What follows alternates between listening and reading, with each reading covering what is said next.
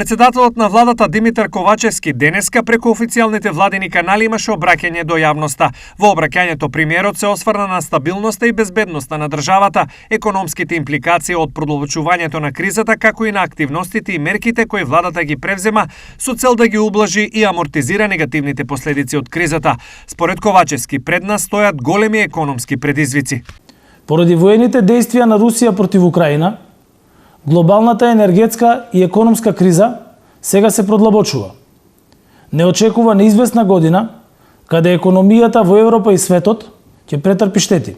Би сакал да ве уверам дека владата одблиску ги следи промените во светските економски текови и како и досега ќе делува максимално одговорно и во најдобар интерес на заштитата на интересите на домашната економија и финансиската состојба на граѓаните. Освен ова, големи предизвици се и струјата, гасот и енергетиката. Сите мои секојдневни разговори со членовите на владата се фокусирање на следењето на состојбите со струјата, гасот, енергетиката и економијата, како во земјата, така и во регионот. Во оваа прилика сакам да порачам сите институции во државата од владата па надолу максимално одговорно да ги трошат средствата и максимално ефикасно да работат со цел амортизирање на негативни последици од кризата.